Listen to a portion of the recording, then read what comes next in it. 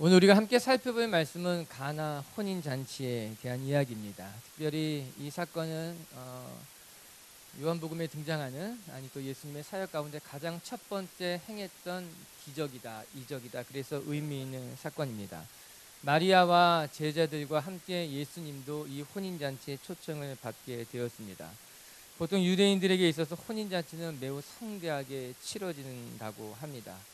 대단한 음식을 많이 차려서 그 잔치가 성대한 것이 아니라 평생 단 한 번밖에 없는 결혼식이기 때문에 정성껏 준비해서 또 온 가족이 함께 준비하는 행사이기 때문에 잔치이기 때문에 어느 잔치보다도 성대하게 정성껏 준비됐다고 합니다. 짧게는 일주일 정도, 길게는 열흘 정도 다 함께 모여서 계속해서 축복해주고 격려해주고 하나님을 예배하고 그렇게 진행되는 것이 유대인의 결혼 예배, 결혼 잔치였다고 합니다.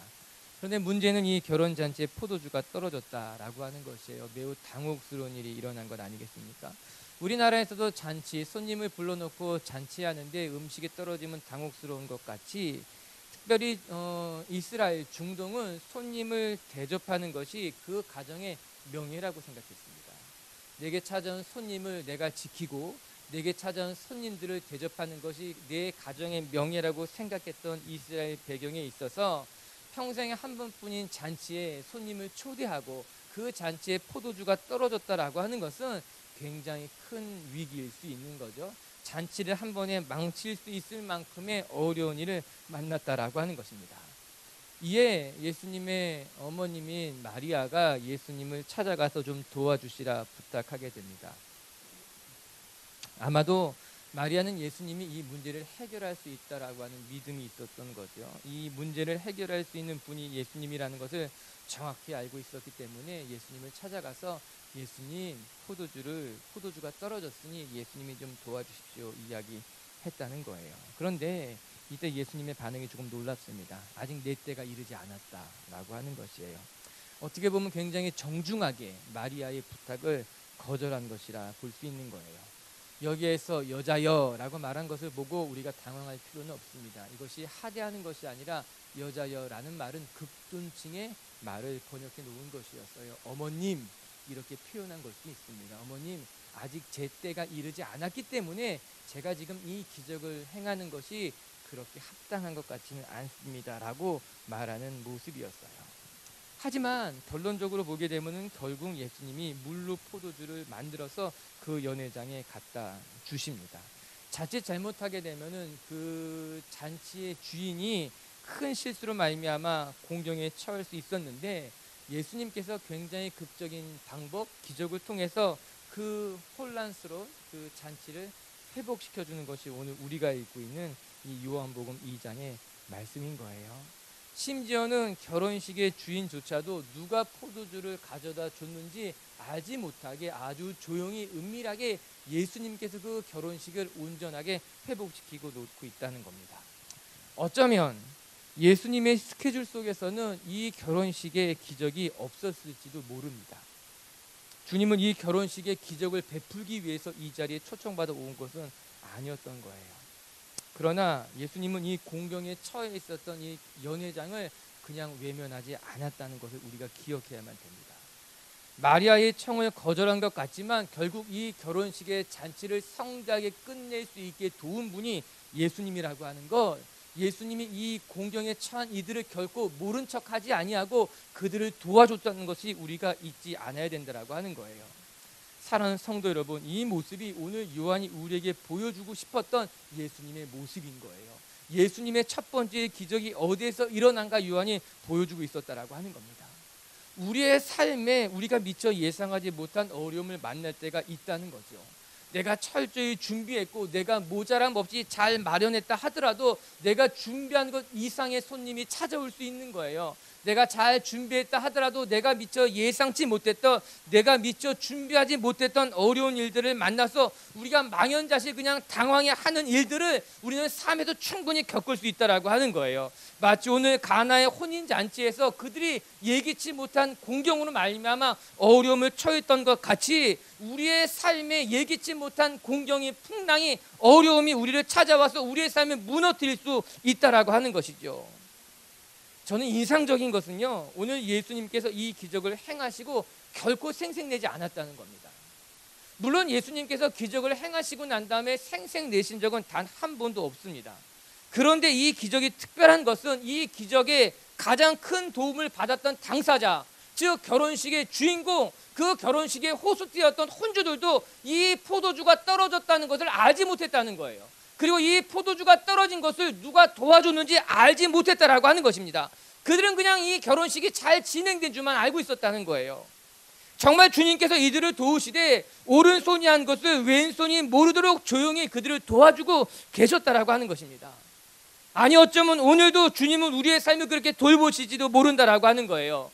우리가 미처 알지 못한 어려움 가운데, 내가 미처 예기치 못한 어려운 가운데 놓여 있지만 하나님은 아주 조용히, 아주 은밀하게 공경에 처해 있는 우리를 돌보시고 우리의 기도 가운데 함께 하시고 우리를 선한 길로 인도하시는 분이 우리 예수님이라고 하는 겁니다.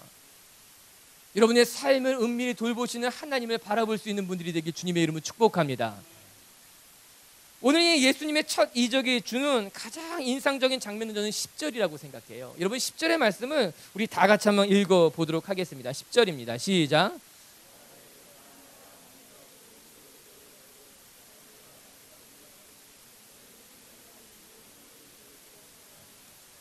사람마다 먼저 좋은 포도주를 내고 사람들이 다 취하고 나면 그때 좀 좋지 않은 덜 좋은 포도주를 내는 것이 보통 이치인데, 이상하게 이 잔치집에는 나중에 더 맛있고 값진 포도주를 내왔다라고 하는 것입니다.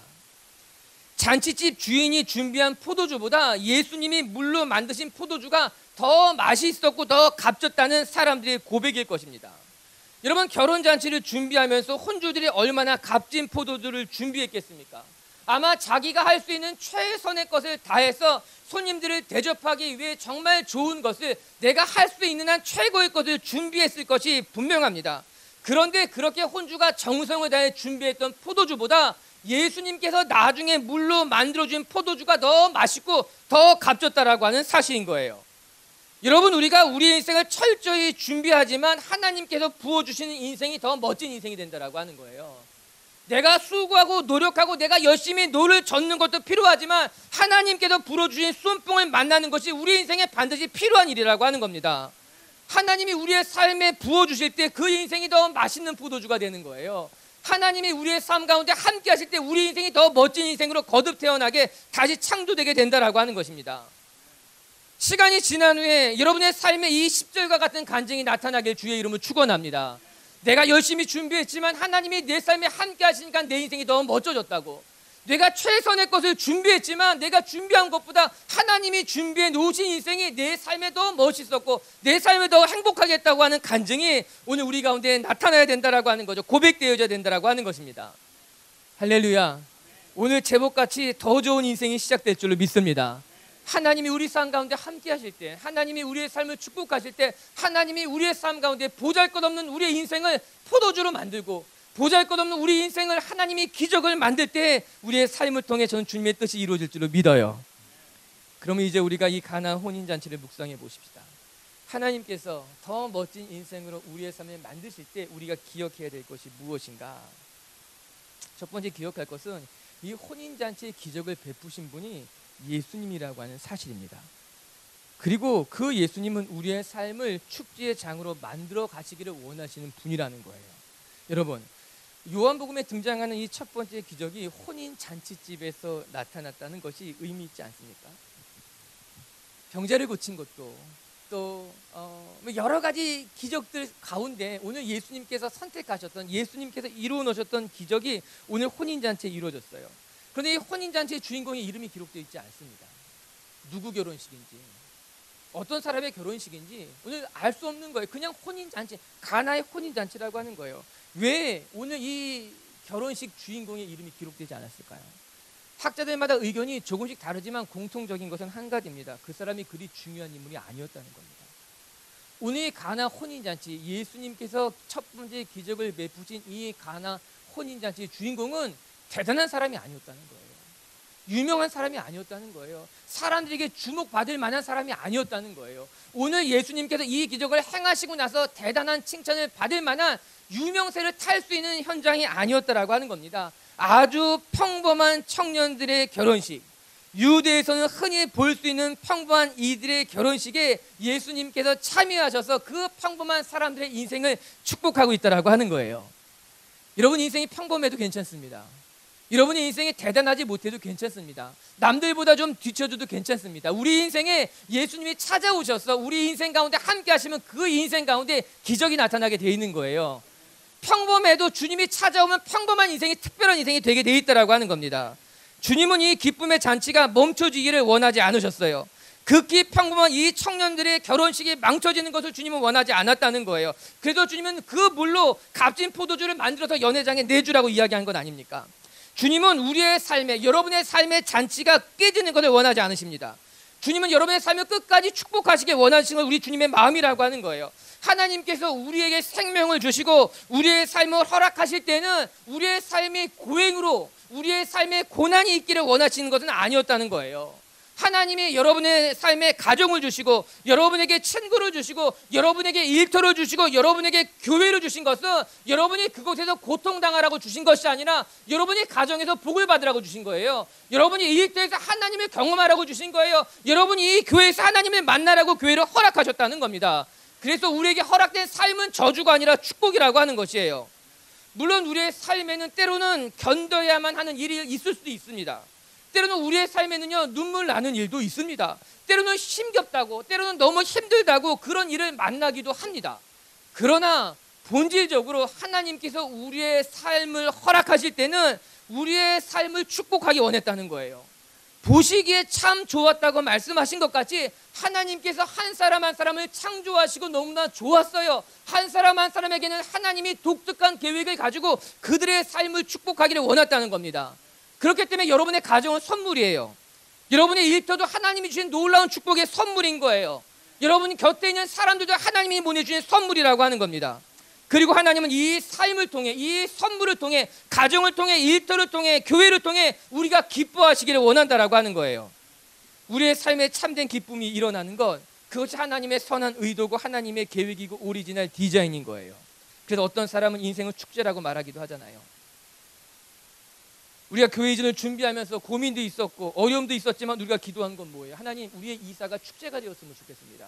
하나님의 뜻이 이루어지는 하나님 역사의 현장이 되기를 원합니다. 그것이 우리가 기도한 것 아니겠습니까? 오늘 본문으로 다시 되돌아와서 생각해 본다면 이 축제의 현장에 어려움이 생긴 거예요. 이 축제의 현장에 예기치 못한 어려움을 만났다라고 하는 것입니다. 그런데 그 문제는 그것은 그들 힘으로 감당할 수 없는 문제였어요. 그들이 혼자 해결할 수 없는 문제였다라고 하는 겁니다. 그때 주님께서 그들 가운데 오셔서 기적을 통해 물을 포도주로 바꾸는 것을 통해 그들의 삶을, 이 결혼식을, 이 혼인잔치를 다시 기쁨의 장으로 하나님이 축복하시는 곳으로 회복시키길 원했다라고 하는 거예요. 결국 우리 예수님은 기쁨의 자리에서 기쁨을 잃어버린 이들에게 다시 기쁨을 선물해 주고자 하는 것이 주님의 마음이라고 하는 거예요. 세상 살이가 고단해져서 하나님이 주시는 기쁨을 잃어버린 분들이 있다면 다시 오늘 이 예배를 통해서 여러분의 삶에 하나님의 음성이 들려오고 하나님의 뜻을 발견하고 하나님이 주시는 하늘의 기쁨이 회복되는 하루가 되길, 그런 한 주가 되길 주의 이름으로 축복합니다. 결국 우리의 삶의 참된 기쁨은 예수님께서 혼인잔치에 오실 때 가능한 것 같이 우리 가운데 예수님이 찾아오실 때 가능해진다라고 하는 것이에요. 결혼식의 주인공은 당사자지만 그 결혼식의 기쁨을 회복시키는 분은 예수님이라고 하는 겁니다. 우리의 삶의 주인공은 여러분이지만 여러분의 삶을 선하게 축복하시는 분은 하나님이라고 하는 거예요. 내 삶을 이끄시는 분이 우리 하나님이고 내 삶의 주인도 하나님이라고 하는 겁니다. 어떤 사람들은 지금 우리가 살고 있는 시대를 피로사회라고 이야기합니다. 책 제목인데 정말 공감 가는 제목이지 않습니까? 피로사회라는 거예요. 우리가 살아가는 이 시대가 너무나 피곤해요. 너무나 고단해요. 너무나 어려워요. 다 지쳐있고 다 무기력해져 있다라고 하는 것이에요. 예수님께서 말씀하신 것 같이 이 시대가 수고하고 무거운 짐을 지고 살아가는 시대 같다는 거예요. 한 사람 한 사람이 유리하며 방황하며 살아가는 모습이 내 마음이 아프다는 거예요. 잠을 자도 개운하지 아니하고 쉬는 것이 쉬는 것 같지 않고 모두가 지쳐있고 모두 다 낙심한 시대 속에 살아가고 있다는 거죠. 그게 희망을 잃어버리는 거예요. 기쁨이 없는 거예요. 그냥 그저 그렇게 살아가는 것이 전부라고 말하는 거예요. 그러나 이런 시대 속에서 주님께서는 우리에게 찾아오셔서 말씀하시기를, 아니, 내가 원하는 것, 하나님께서 원하시는 삶은 내가 무기력하게 살아가는 것이 아니라, 내가 만난 고난과 어려움 때문에 낙심한 채 살아가는 것이 아니라, 내 삶에 다시 하나님이 주시는 기쁨, 우리에게 주신 이 삶을 누리는 것, 우리의 삶에 하나님이 함께 하시는 것으로 말미암아 다시 한번 우리에게 웃음이, 다시 한번 찬송이, 다시 한번 감사가 넘쳐나는 것이 하나님의 뜻이었다고, 예수님의 마음이라고 이야기해 주고 있는 것이죠. 바울은 이야기합니다. 주 안에서 항상 기뻐하라. 내가 다시 말하노니 기뻐하라. 바울은 감옥에 갇혀 있었습니다. 바울의 편지를 받고 있는 사람들은 핍박과 환난 가운데 있는 사람들이었습니다. 그러나 바울은 말합니다. 아니요, 내가 고난 중에 있지만, 아니 여러분 고난 가운데 있지만 우리 기뻐하십시다. 내가 다시 말하노니 기뻐하십시다. 왜요? 어떻게요? 5절 6절 뒤에 읽어보면은 아무것도 염려하지 말고 우리의 간구를 하나님 앞에 아뢰면 하나님이 우리의 마음을 지키고 우리의 생각을 지킬 거니 걱정하지 말고 근심하지 말고 하나님 앞에 맡기고 하나님 앞에 기도하는 것으로 말미암아 우리가 다시 기뻐하자고 이야기하고 있는 것 아니겠습니까? 할렐루야. 오늘 우리의 삶 가운데 오셔서 우리의 삶의 참된 기쁨을 회복하시는 주님을 찬양합니다. 두 번째, 오늘 이 가나 혼인잔치를 통해서 우리가 묵상할 수 있는 것은 마리아를 통해 우리가 만난 어려움에 우리가 어떻게 대처해야 되는가를 배워야 된다는 거예요. 마리아는 이 모든 형편을 예수님에게 가지고 나옵니다. 우리 2절과 3절을 같이 한번 읽어볼게요. 시작. 예수와 그 제자들도 혼례 청함을 받았더니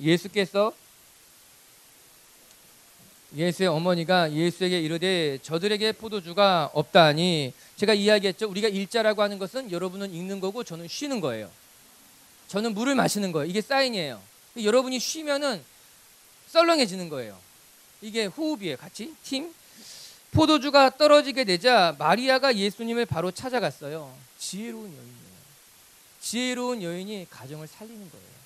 이 여인은 지혜로웠어요. 자기가 감당할 수 없는 일인데 자기가 붙잡고 있다가 망하는 사람들이 있습니다. 내 힘으로 되지 않을 것을 알면서도 끝까지 붙들고 힘들어하는 사람들이 있습니다. 물론 그런 사람들은 대부분 책임감이 강한 사람들입니다. 물론 그런 사람들은 다른 사람들에게 어려운 말을 하지 못하는 심성이 착한 사람들이 그런 경우가 많습니다. 그래서 더 안타까운 거예요. 그래서 더 속상한 거예요. 책임감 때문에 같이 무너져요. 마음이 너무나 약하기 때문에 도움을 못 청하다가 힘들어지게 된다라고 하는 것이에요. 그런데 오늘 마리아를 보니까는 마리아는 자기가 감당할 수 없는 일인 줄 알았던 거예요. 내가 아무리 노력해도 이 일은 내 손에서 감당할 수 없는 일이라는 것을 그녀는 알았기 때문에 이 문제를 가지고 예수님 앞에 나아갔다라고 하는 것입니다. 정말 지혜로운 사람은 어떤 사람인가? 내가 해결할 수 있는 것과 내가 해결할 수 없는 것을 아는 사람이고, 내가 해결할 수 없는 일들을 만났을 때 그 문제를 가지고 예수님에게 가지고 나가는 사람이 정말 지혜로운 사람이라고 하는 것입니다. 마리아의 모습을 보시기 바랍니다. 마리아는요, 예민한 사람이었던 것 같아요. 마리아는 이 연회장의 필요가 무엇인지를 꿰뚫어 볼 줄 아는 사람이었다는 겁니다. 3절에 보니까는 포도주가 떨어졌다는 것이 기록되어져 있습니다. 그런데 포도주가 떨어진 것을 마리아가 어떻게 알았을까 하는 것이에요.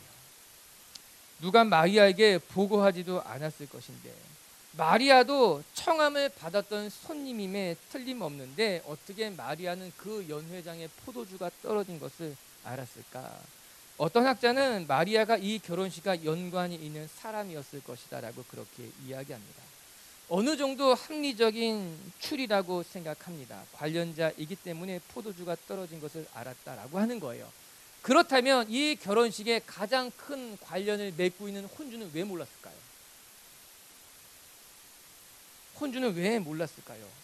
의문을 가져보게 되는 거죠. 가장 가까운 관계자인데 잔치를 베푼 호스트인데도 몰랐다면 그런데 이 여인 마리아가 관련된 사람이기 때문에 당연히 그녀가 포도주가 떨어진 것을 알아야만 한다는 것은 조금 억지일 수 있다는 거예요. 마리아가 이 잔치와 관련된 사람이라 하더라도 마리아는 잔치를 들여다보며 그 잔치에 필요한 것이 무엇인지를 꿰뚫어 볼 줄 아는 예민함을 갖고 있었기 때문에 필요를 볼 수 있었다라고 하는 것입니다. 아, 마리아란 여인이 예민한 사람이구나. 아, 이 여인은 이 잔치에 뭐가 필요한지를 꿰뚫어 볼 줄 아는 사람이었구나 라는 것을 알게 되는 거예요. 여러분, 우리 주위에도 이렇게 예민한 사람들이 있어요. 누가 어려움을 겪고 있는지 잘 아는 사람들이 있습니다. 지금 누가 마음이 힘들 텐데 그래서 그 사람을 위해 기도하는 사람들이 있습니다. 아, 이 사람 지금 도움이 필요할 텐데 라고 그 사람을 찾아가 도와주는 사람들이 있다라고 하는 것이에요. 이런 사람들은요, 필요를 볼 줄 아는 사람인 거예요. 내 이웃에게 무엇이 필요한지, 지금 내 도움을 필요한 사람이 누구인지, 무엇이 부족한지를 들여다볼 줄 아는 눈을 가진 사람이 있다라고 하는 것이에요. 반면에 잔치집에서 계속 음식만 먹고 있는 사람들도 있었던 거예요. 포도주가 떨어져서 이 잔치가 크게 난리가 날 수 있었음에도 불구하고 지금 포도주만 계속 마시고 있는 사람이 있었던 거예요. 왜 포도주가 이렇게 빨리 안 나오는 거야? 불평하고 있는 사람이 있었던 거예요. 무슨 문제가 있는 거야? 왜 이렇게 포도주가 없어? 부족해라고 그렇게 말하고 그냥 계속 포도주만 마시는 사람도 있었고, 마리아 같은 경우는 그 포도주에 무엇이 부족한지, 무엇이 문제인지 그것을 바라보고 그것을 위해 예수님에게 문제를 가지고 나가고 있었다라고 하는 것입니다. 여러분, 물론 잔치집에 와서 포도주 마시는 게 죄가 아닙니다. 잘 마셔주는 것도 잘하는 것입니다. 기뻐해 주는 것도 잘하고 있는 것입니다. 제가 면박 주는 것이 절대 아닙니다. 그런데 우리가 마땅히 하나님의 백성이라면 우리는 먹기만 하는 것을 넘어서서 내가 있는 곳, 내 주변의 사람들에게 무엇이 필요한지를 볼 줄 아는 성숙한 사람들이 되는 것이 맞지 않습니까? 늘 울며 기도하는 사람이 누가 있는지, 지금 고난을 겪고 있는 사람이 누가 있는지, 내 곁에 내 도움을 필요한 사람이 누가 있는지 볼 줄 아는 것이 하나님의 백성으로서 마땅히 해야 되는 것 아니겠습니까? 여러분들에게 이런 눈이 열릴 수 있게 되길 바랍니다. 내 필요만 돌볼 줄 아는 것이 아니라, 내 배만 채우는 것이 아니라, 내 삶 살기만 바쁜 것이 아니라 각자 자기 일을 돌아볼 뿐만 아니라 이웃의 일을 돌아볼 줄 아는 하나님의 사람들. 오늘 마리아가 또 하나 귀한 것은 그녀는 필요를 볼 줄 아는 뿐만 아니라 필요에 민감했을 뿐만 아니라 그 필요를 보고 눈물을 흘릴 줄 아는 여인이었다라고 하는 거예요. 여러분, 어떤 사람은요, 이웃이 당한 고난이, 이웃이 당한 어려움이 이야기거리로만 끝나는 사람들이 있습니다. 남들이 어려운 일을 당하면요, 그 이야기만 하는 거예요. 뒤에서 흠을 보기도 하고요. 뒤에서 왜 그 사람은 그런 어려움을 당했대, 아이고 그 사람 그런 큰 일을 당했대, 어떻게 하면 좋아? 때로는 그것이 흠이 되기도 하고, 아이고 저럴 줄 알았어, 이야기하기도 하고, 고난에 눈물 흘리는 것이 아니라 그 고난이 이야기거리가 되는 사람이 있어요. 그 고난을 뒤에서 계속해서 말하는 사람이 있다라고 하는 것이에요. 그러나 마리아는요, 이 결혼식의 어려움을 보고 그 결혼식의 어려움에 같이 긍휼한 마음을 품은 거예요.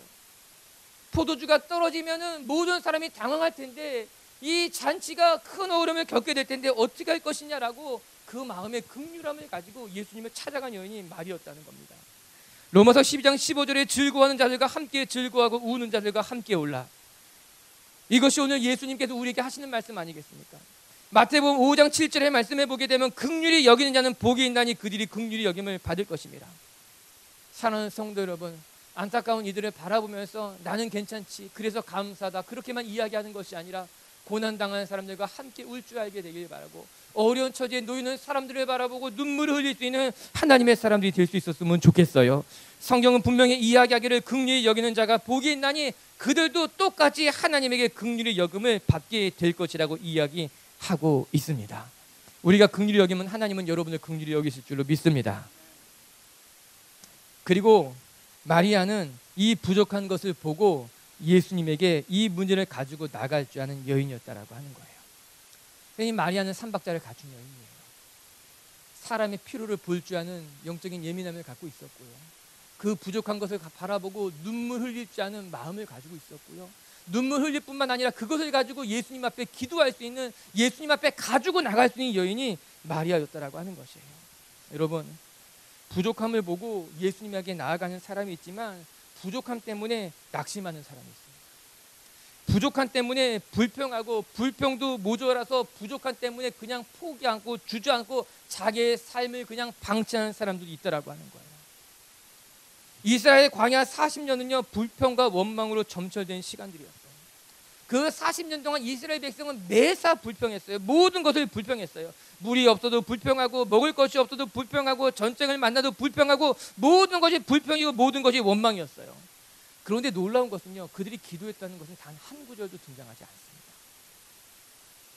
어려움을 만나서 낙심만 했지 그 어려움을 이기기 위해서 하나님 앞에 몸부림치지 않았다는 거예요.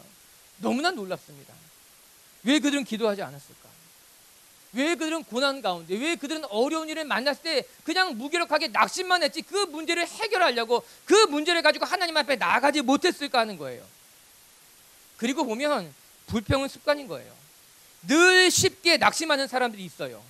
왜 그렇게 쉽게 낙심하는지 모르겠는데 낙심하는데 프로예요. 낙심하는데 선수예요. 작은 일만 만나도 쉽게 낙심해버립니다. 작은 일만 만나도 쉽게 포기해버립니다. 작은 일만 만나도 그냥 못하겠다고 이야기하는 사람도 있다라고 하는 거예요. 온갖 핑계를 다 갖다 댑니다. 모든 핑계를 다 갖다 대서 못하겠다는 거예요. 낙심하겠다는 거예요. 그냥 포기해버리겠다라고 하는 거예요. 그러나 마리아는 문제를 만났을 때 낙심할 수 있었지만 힘들 수 있었지만 그 문제를 가지고 예수님 앞에 나아갔다라고 하는 거죠.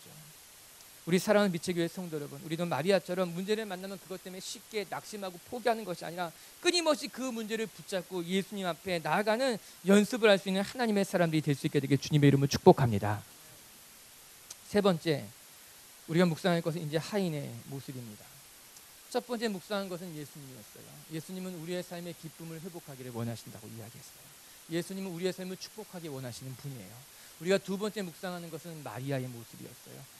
마리아는 피로를 볼 줄 아는 여인이었어요. 그 피로에 같이 눈물 흘릴 줄 아는 여인이었어요. 마리아는 그 피로를 가지고 그 문제를 가지고 예수님 앞에 나아갈 줄 아는 여인이었다는 거예요. 그리고 세 번째 묵상할 것은 하인의 모습이었어요. 여러분, 하인은 예수님의 말씀에 순종하고 그 순종을 통해 이 혼인잔치의 문제를 해결하는 데 결정적인 역할을 한 사람이 하인이죠. 7절부터 9절까지 우리 한 목소리로 읽어볼게요. 7절부터 9절까지입니다. 시작.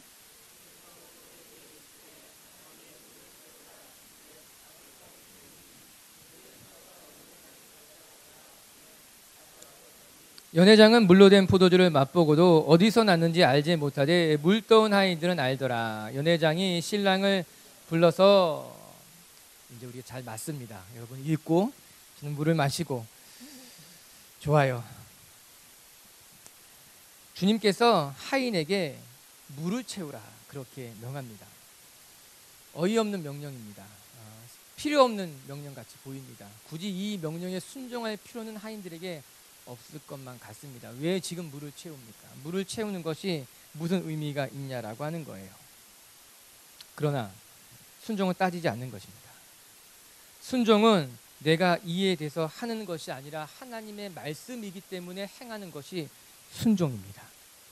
순종은 내 머리로 이해되지 않는다 할지라도 하나님께서 내게 말씀하셨으면 그 말씀을 따라가는 것이 순종입니다. 내가 이해할 때 따라가는 것은 순종이라고 말하기는 어렵습니다. 그냥 내가 납득한 거죠. 동의한 것뿐이라고 하는 것이죠. 그래서 순종이라고 하는 것은 내가 마음에 들 때만 하는 것이 아니라 내 머릿속으로 이해될 때만 행하는 것이 아니라 하나님이 나에게 말씀하실 때 때로는 내 마음에 들지 않아도 때로는 내 머릿속으로 다 납득되지 않아도 하나님의 말씀에 따라 물을 아귀까지 채우는 것이 진정한 순종이라 성경은 그렇게 이야기하고 있는 건 아니겠습니까? 오늘 이 하인들은 예수님의 말씀에 그냥 순종하기 시작합니다. 이유는 모르지만 납득이 되진 않지만 그것이 어떤 결과를 만들어낼지 예수님이 얘기하지 않았어요.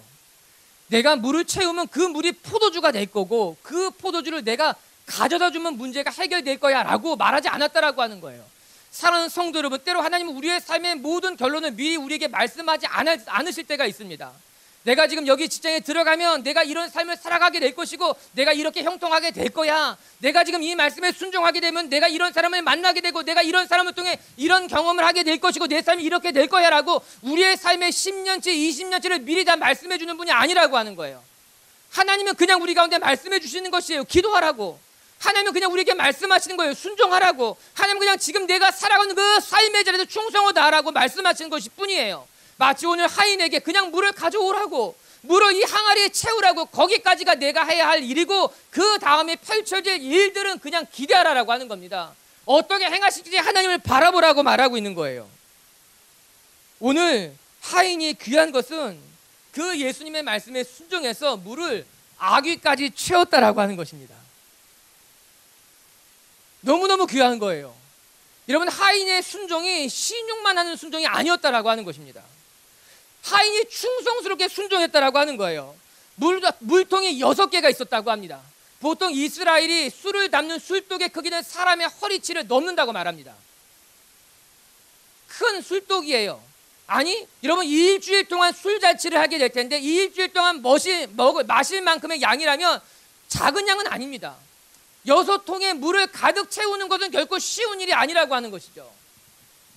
하인이 예수님의 말을 듣고, 그래요, 내가 한번 하겠습니다. 물 한 바가지 가지고 와서 그냥 바닥에 조금만 채워도 나는 할 거 다 했다고 말할 수 있는 것이죠. 물을 채우라고요. 오늘 예수님께서 아구까지 채우라고 말하지 않았습니다. 예수께서 그들에게 이르시되 항아리에 물을 채우라 하시니 그들이 아구까지 채웠다라고 하는 거예요. 오늘 하인들이 예수님의 말씀에 신용만 한 것이 아니에요.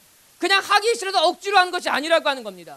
오늘 예수님이 물을 채우라고 말씀하시니 내가 최선을 다해서 충성스럽게 물을 넣겠다고 하는 거죠. 아귀까지 꽉 차게 물을 채워 넣었다는 거죠. 이 하인들이 충성스러운 사람인 거예요. 예수님께서 무슨 말씀을 하시든지 간에 그 예수님의 말씀에 따라 순종할 줄 아는 사람들이 이 하인들이었다라고 하는 것입니다. 사랑하는 성도 여러분, 우리는 우리의 미래가 두려울 때가 있습니다. 어떤 일이 펼쳐질지 우리는 그래서 우리의 미래를 때로는 염려하고 걱정하고 두려워하고 그렇습니다. 하지만 오늘 이 하인의 모습을 바라보면서 한 가지 배우게 됩니다. 여러분, 하나님이 말씀하실 때 최선을 다해 순종하며 하나님께서 행하실 것을 우리는 기대해야 된다라고 하는 거예요. 내가 이 물을 그냥 한 바가지만 붓는 것이 아니라 아귀까지 물을 가득 채우게 됐을 때 저 예수라는 분이 어떤 일을 행하실지 기대해 보는 거예요. 하나님이 나에게 충성하라고 말씀하시면, 아주 작은 것을 맡기고도 충성해 보라고 말씀하신다면, 내가 이 말씀에, 하나님의 말씀에 충성했을 때 내 삶에 어떤 역사가 나타날지를 우리는 기대할 필요가 있는 거예요. 바라볼 필요가 있는 거예요. 꿈꿀 필요가 있다라고 하는 것이죠. 그리고 하인이 그렇게 예수님의 말씀에 충성스럽게 순종하며 예수님의 행하실 것이 이해가 되지는 않지만 예수님의 행하실 것을 기대하며 나아갈 때 하인은 놀라운 것을 보게 됩니다. 내가 채운 그 물이 포도주로 바뀌고 그 포도주를 갖다 주니 그것을 마신 이들의 이야기가 이전에 너희들이 준비한 포도주보다 더 훨씬 맛있는 포도주라는 것을 그들이 깨닫게 됐다라고 하는 거예요. 여러분, 오늘 이 연회장에 참 많은 사람이 있습니다. 누가 가장 행복할까요? 누가 가장 기쁠까요? 누가 가장 기적을 가장 가깝게 체험했을까요? 아마 결혼한 사람도 좋았을 겁니다. 결혼했으니까. 포도주가 떨어졌는데 다시 포도주를 가지고 와서 마시라고 했을 때 그 포도주를 마신 사람도 기분 좋았을 것입니다. 맛있는 포도주를 마셨으니까. 마리아도 기뻤을 겁니다. 제자들도 기뻤을 겁니다. 그런데 정말 최고로 기뻤던 것은 하인들이었을 것입니다. 내가 순종했더니 이 물이 변하여 포도주가 됐고, 내가 이 포도주를 가져다 준 게 하인들이거든요. 포도주를 가져다 주더니 그 포도주를 마신 사람이 이렇게 맛있는 게 어디 있었냐고, 정말 맛있다고, 당신 이렇게 맛있는 걸 이제야 갖고 오냐고 칭찬을 하인들이 다 받은 거예요. 얼마나 기뻤을까요? 얼마나 좋았을까요? 이것이 하나님의 말씀에 순종한 사람이 누리는 축복이라고 하는 거죠. 하나님의 말씀에 순종했을 때 우리의 삶 가운데 나타나는 하나님의 역사, 하나님의 경험, 하나님의 보이 아닌가 생각하게 되는 거죠. 우리 사랑하는 빛의 교회 성도 여러분, 여러분의 삶에 이런 순종이 있고 이런 축복이 가득하기를 주님의 이름으로 축복합니다. 말씀을 마칩시다. 예수님께서는 어려운 형편을 보시고 그냥 외면하는 분이 결코 아니셨습니다. 예수님은 아직 내 때가 이르지 않았다 말씀하셨지만 오늘 그 혼인잔치집에 기쁨이 깨지는 것을, 그 잔치가 깨지는 것을 그냥 외면할 수 없었던 거예요. 그래서 예수님은 그 잔치집에 그들의 물을 변하여 포도주로 바꾸시고 그 잔치에 새로운 기쁨을 불어넣으신 것 아니겠습니까? 우리의 삶에 고난이 있다면 예수님은 외면하지 않을 것입니다. 우리가 기도한다면, 우리가 하나님의 무릎을 꿇는다면 하나님은 우리의 삶을 통해 선한 뜻을, 하나님의 축복을 허락하실 줄로 저는 믿습니다. 기억하세요. 나중에 더 멋진 인생이 시작될 것입니다. 예수님이 우리 삶 가운데 찾아오실 때 내가 준비한 인생보다, 내가 계획한 인생보다 하나님이 함께 하신 인생이 더 맛있는 포도주, 멋진 인생이 될 줄로 저는 믿습니다. 우리 기억합시다. 첫 번째, 우리 예수님은 우리의 삶의 기쁨을 회복시키시는 분이십니다. 우리의 삶의 기쁨이 무너졌다면, 우리의 삶의 기쁨을 잃어버렸다면 다시 예수님 앞에 무릎을 꿇읍시다. 예수님은 우리의 삶의 기쁨을, 참된 기쁨을 회복시킬 줄로 믿습니다. 두 번째, 마리아처럼 우리도 영적인 예민함을 가지십시다. 내 주변에 나의 도움을 필요한 사람이 누구인지, 내 기도를 필요한 사람이 누구인지 이 영적인 필요를 볼 줄 아는 하나님의 사람들이 되기를 바라고, 그것을 바라보고 긍휼히 여길 줄 아는 하나님의 사람들이 되기를 바라고, 그것을 가지고 하나님 앞에 기도할 줄 아는 하나님의 사람들이 될 수 있게 되길 주님의 이름으로 축복합니다. 그리고 세 번째, 순종한 하인들처럼, 여러분 하나님의 말씀에 순종할 때 어떤 일이 일어날지 우리는 미처 알지 모릅니다. 그러나 순종이라고 하는 것은 다 알아서 행하는 것은 아닙니다. 다 이해돼서 행하는 것도 아닙니다. 아니, 예수님은 그렇게 순종할 때 내 삶에 어떠한 일이 일어날까, 날 것이라고 미리 얘기하지 않을 때도 있습니다. 그러나 분명한 것은 순종할 때, 하나님의 말씀을 경청하고 그 말씀에 따라갈 때 우리의 삶은 더 좋아질 것입니다.